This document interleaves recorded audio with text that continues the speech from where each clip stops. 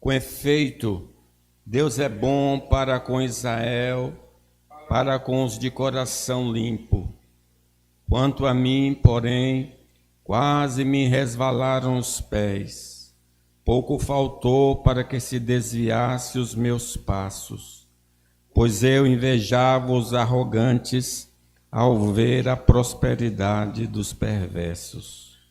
Para eles não há preocupações, o seu corpo é sadio e nédio. Não partilham das canseiras dos mortais, nem são afligidos como os outros homens. Daí a soberba que os cinge como um colar e a violência que os envolve como um manto.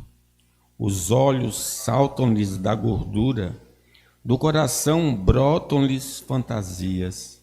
Motejam e falam maliciosamente, da opressão falam com altivez.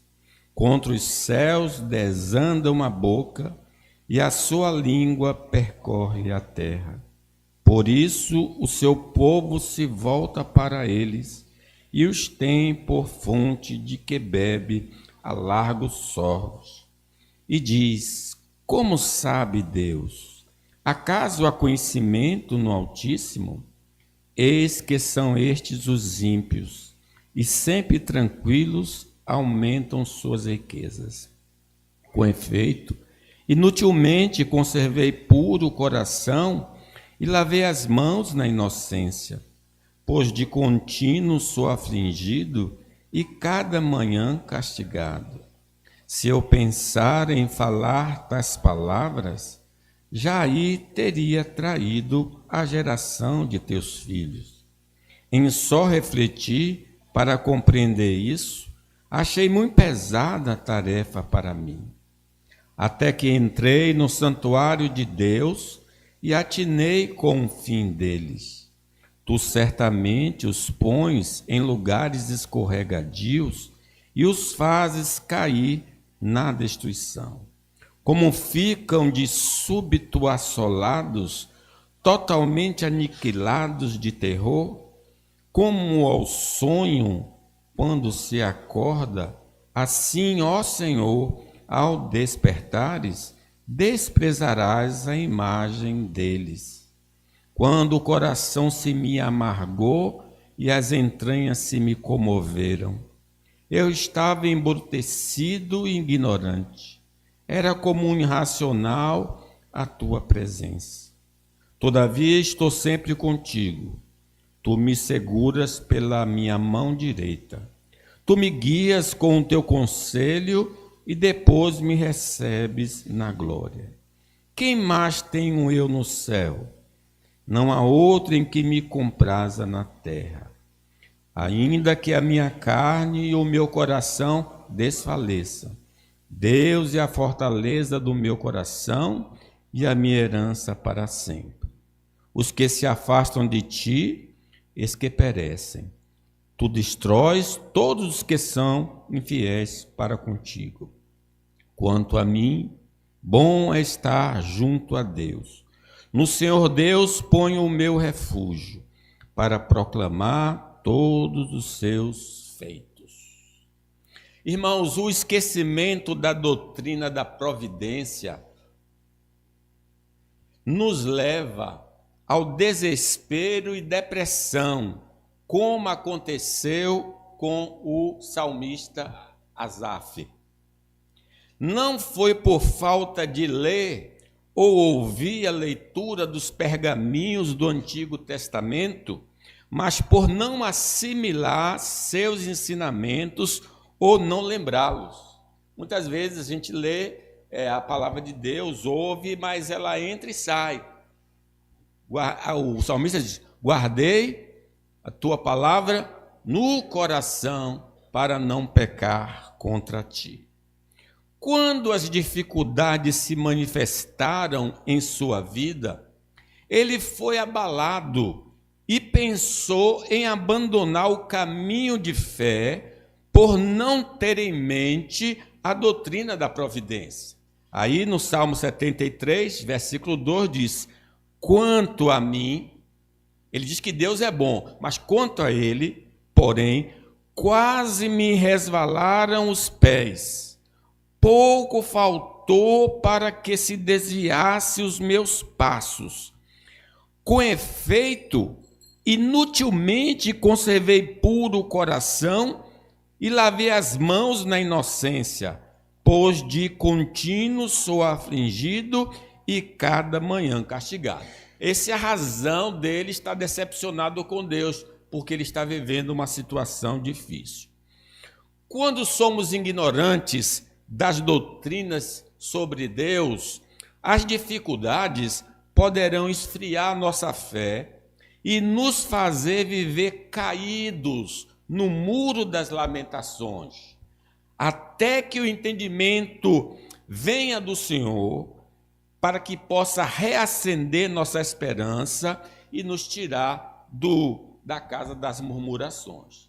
Se Deus não estender a sua mão, nós vamos ficar assim, sempre a lamentar. Porém, irmãos, no período da nossa insensatez, iremos criar uma imagem irreal dos homens ímpios deste mundo. Por isso iremos falar que a ignorância espiritual nos faz construir uma vida romântica dos homens ímpios. Eu esqueço que Deus cuida de mim e passo a olhar a pessoa que não teme a Deus e acho que a vida dele é melhor do que a minha. Veja então o que diz o versículo 12, leiam comigo aí. Eis que são estes os ímpios, e sempre tranquilos, aumentam suas riquezas. Quando nos esquecemos do que temos aprendido sobre Deus em sua palavra, ou desconhecemos a sã doutrina, seremos levados a pensar na vida com Deus como um fardo que só gera dor e sofrimento. A imagem que eu trago é a imagem medieval, a ideia de um homem pagando penitência, jejuando, orando e se abstendo das coisas lícitas do mundo. Essa é a visão que nós construímos de um homem piedoso, de um homem que está na igreja. Por outro lado, iremos romantizar a vida dos homens que vivem em pecado, sempre felizes e prósperos. O versículo 12, eis que são estes os ímpios, sempre tranquilos, aumentam suas riquezas. Como a ignorância nos engana. Sabemos que nem todos os ímpios são prósperos. É só você olhar para o lado. Na verdade, a maioria deles vivem em situação de dificuldades. Estão no mesmo nível que nós, no que concerne à porção das bênçãos da graça comum. Mas nossos olhos só conseguem focar os ímpios que têm uma vida externa aparentemente invejável. Nós olhamos para aquele que tem um carro, que tem uma casa, que tem um bom emprego, que demonstra sinais de prosperidade. Versículo 13, o que é que diz? Pois eu invejava os arrogantes ao ver a prosperidade dos perversos. Este pecado de inveja atenta contra a providência divina. Nesta condição, achamos que o Senhor foi injusto ao dar aos ímpios o que deveria ser dado a nós, seus filhos. Como é que isso? Errou na distribuição? Quando somos tomados por este pecado, ficamos tristes diante da felicidade, sucesso ou da virtude dos ímpios. Por isso, passamos a falar mal deles para destruir sua reputação. Olha lá, o cara não presta, trambiqueiro e só está prosperando. A nossos lábios começam a pronunciar tais palavras. Iremos nos alegrar quando qualquer infortúnio possa os atingir. Provérbios 14, 30. O ânimo sereno é a vida do corpo, mas a inveja é a podridão dos ossos. Meus irmãos, precisamos urgentemente pedir ao Senhor perdão e libertação do pecado da inveja. Ela destrói nossa comunhão com Deus e com o próximo, e se persistir, nos levará à condenação eterna. Porque não posso ser dominado pelo pecado. Diz a palavra, o pecado não terá domínio sobre vós. Peçamos então ao Senhor que nos conceda a graça do contentamento. Contentai-vos com as coisas que tendes, pois o Senhor tem dito, não te deixarei, nunca, jamais te abandonarei. Mas o salmista, que tinha perdido a visão espiritual, continua romantizando a vida dos homens ímpios, afirmando que eles não experimentam nenhum tipo de adversidade, dizendo, versículo 4, olha o que ele diz acerca, o que ele está pensando acerca desses homens. Para eles não há preocupações, o seu corpo é sadio e nédio, não partilham das canseiras dos mortais, nem são afligidos como os outros homens. É a leitura que ele está fazendo do homem próspero ímpio. Apesar de esses homens ímpios terem abundância de bênçãos desta vida, eles fazem parte da raça humana caída. Eles são também pecadores. Logo, é impossível não vivenciarem dramas existenciais, sejam leves, moderados e graves. Você pode não saber, mas ele também sofre. Eles também têm aflição. Portanto, o salmista Asaf está totalmente equivocado em seus pensamentos. Os ricos, ímpios, enfrentam dramas emocionais. Eles podem não ter dificuldade de pagar as contas ordinárias, mas não estão isentos do pânico, da depressão, da preocupação e de muitos outros transtornos da mente. Lembra que o cara da Apple, esse que fala, ele morreu de câncer de pâncreas. Rico, jovem. Muitos deles têm doenças crônicas. Não estou dizendo que ele é ímpio, eu só estou citando um homem rico. Por favor. Muitos deles têm doenças crônicas e incuráveis. Eu me lembro na pandemia, a filha de um banqueiro disse, eu vi meu pai morrendo, querendo respirar e não podia. Um banqueiro. Mesmo tendo acesso aos melhores profissionais de saúde e a tratamentos e medicamentos, eles sofrem de dor, de insônia, de dores na coluna, de envelhecimento e morrem como qualquer mortal. O ambiente em que eles vivem pode ser muito agradável, mas não os isenta de dor e sofrimento, como Adão e Eva depois do pecado, mesmo vivendo no paraíso, porque os nossos pais, depois que pecaram, sofreram dentro do paraíso.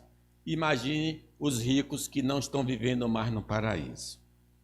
Ora, se o Senhor Jesus, sem pecado, experimentou sofrimento e dor nesta vida, quem é o homem pecador, não importa a sua classe social, que não passa por tais experiências? Quem é o homem que não sofre? Quem é o homem que não chora? O salmista está fazendo uma leitura distorcida da vida. Todo ser humano passa por situações boas e ruins ao longo da vida. Sim, alguns parecem sofrer mais que outros, mas ninguém vive neste mundo isento de sofrimento. Então, o pensamento do salmista é completamente equivocado. Meus irmãos, o sofrimento humano é por causa do pecado original. Com a queda de nossos pais, toda a humanidade foi entregue à ruína, em estado de pecado e de miséria.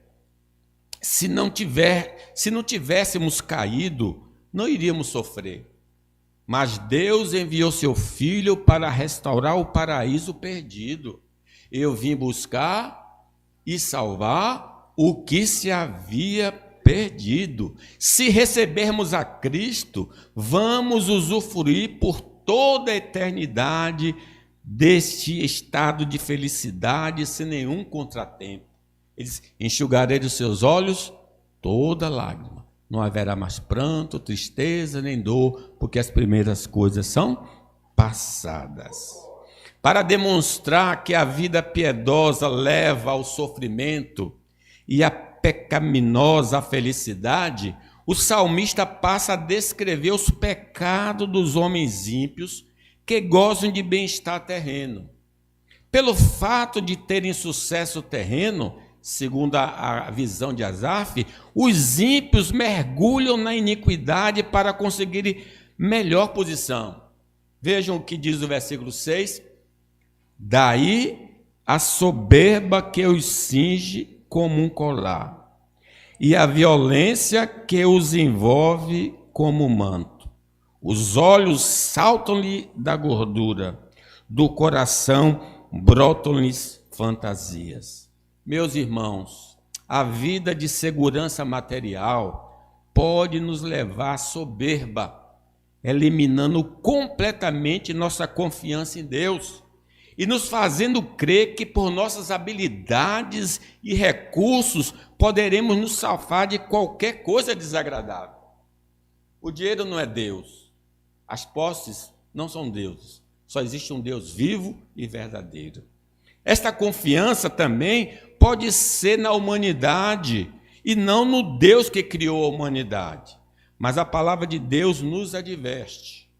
Diz acerca dos ricos, 1 Timóteo 6,17.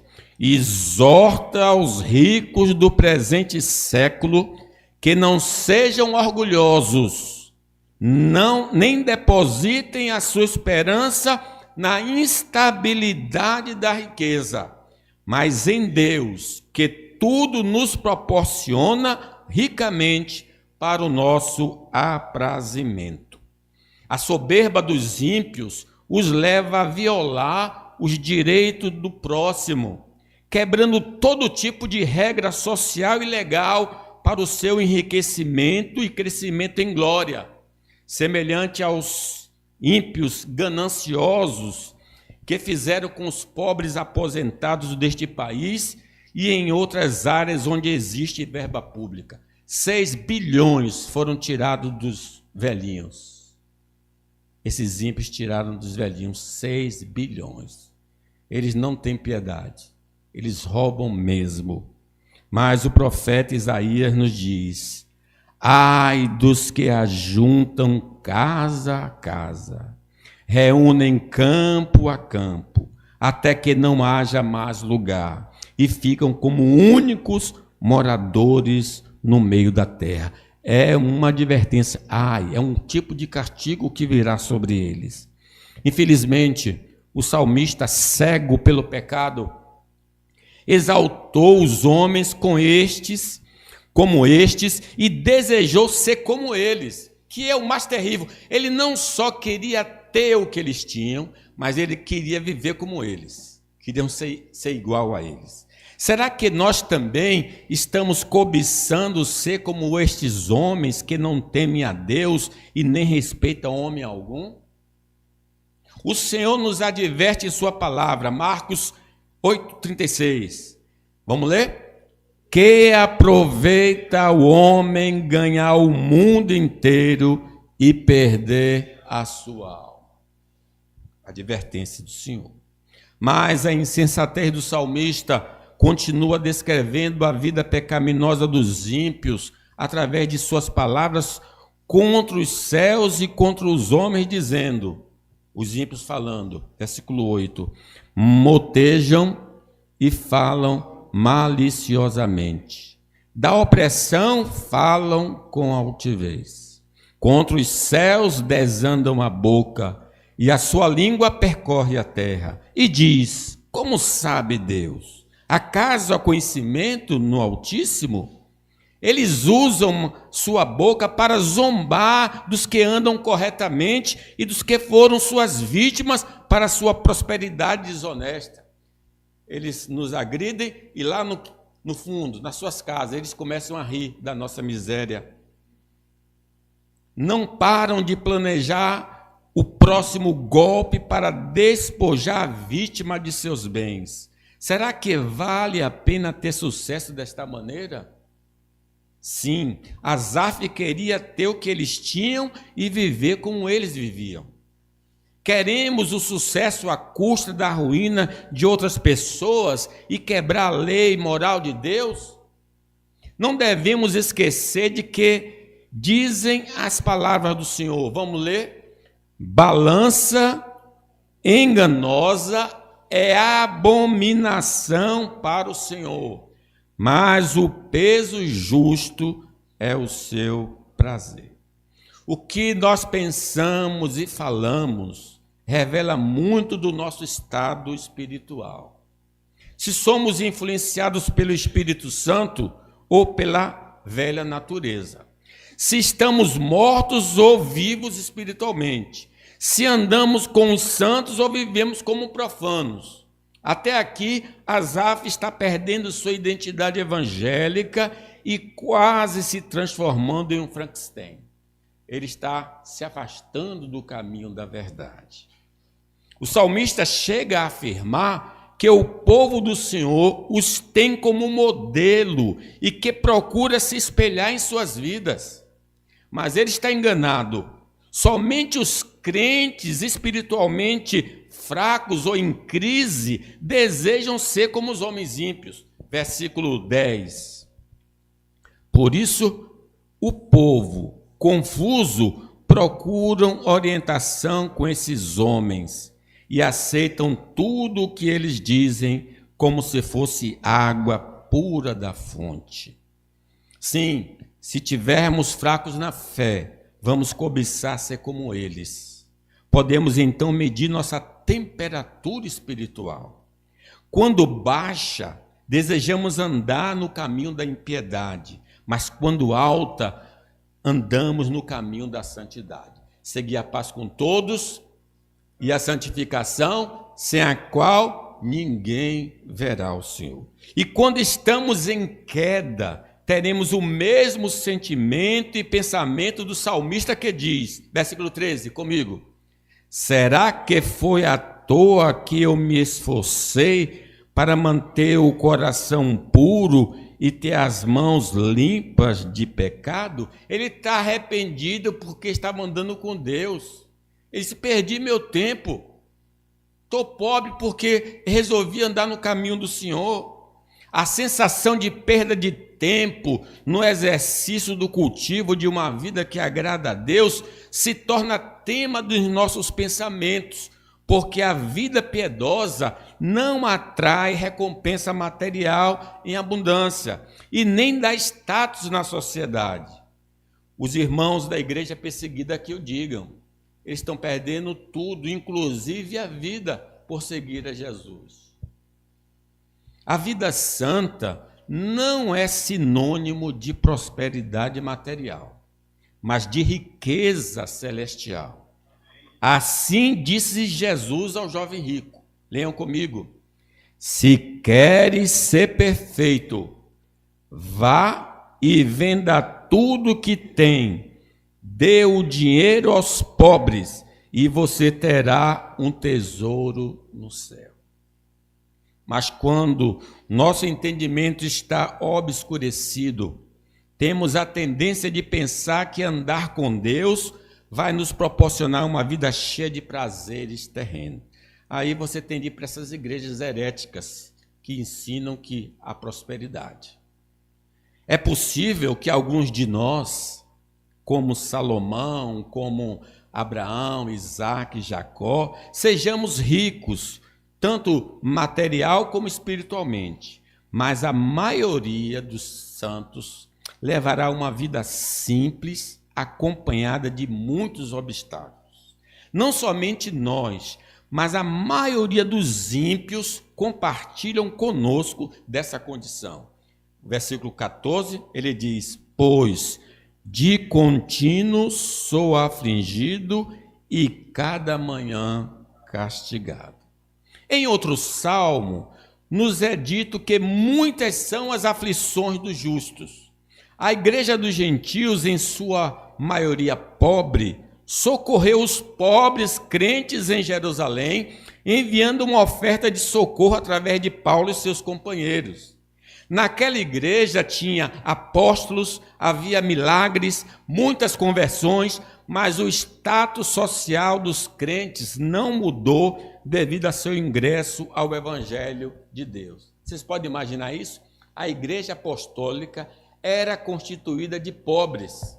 E por isso a igreja dos gentios fez uma coleta para ajudá-los.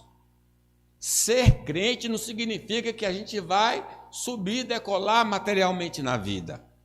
Isso não quer dizer que o evangelho não melhore substancialmente a vida de um indivíduo e família, mas não é essa a função principal das boas novas. Sim, a gente sabe que a partir de que nós aceitamos Jesus, a gente tem mais sabedoria nos gastos que nós temos, nos investimentos, muitos passam a ler, muitos entram na faculdade, muitos têm uma formação profissional, mas não esse o objetivo principal do Evangelho. O Evangelho é salvar vidas. Apesar de sua heresia mental, ele não expressou seus pensamentos heréticos. Tudo isso estava ocorrendo dentro da mente dele. Versículo 15. Se eu pensara em falar tais palavras, já aí teria traído a geração dos teus filhos. Enquanto não vomitamos nossos pensamentos blasfemos para os irmãos, parentes e amigos, o pecado é só nosso e não contaminaremos os outros. Graças a Deus ele não fez isso. Ele, depois da experiência, depois da renovação, ele escreve o salmo e mostra que Deus o salvou. Ele dá um testemunho. Como podemos notar, esse pensamento romântico da vida, de que os ímpios são felizes e não experimentam nenhum tipo de adversidade, não condiz com a doutrina da queda humana e nem com a realidade da vida. Eles também sangram, eles têm os pés de barro e também morrem. Certamente não têm dificuldades nas coisas, certamente eles não têm dificuldades nas coisas básicas, mas sem a graça de Deus não podem encontrar satisfação. Lembra que os irmãos no período de Ageu tinham muitas coisas, compravam, vendiam, mas o que é que o profeta profetizou?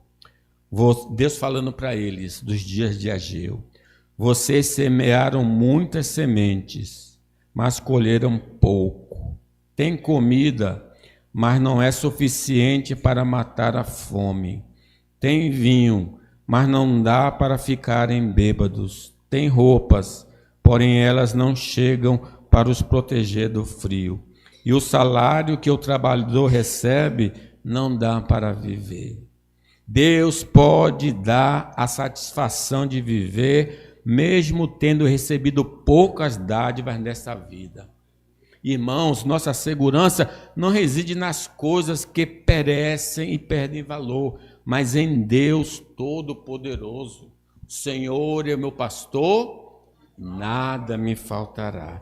Mas para tanto, necessitamos ter comunhão com Ele por meio de Cristo e manter essa comunhão andando em novidade de vida.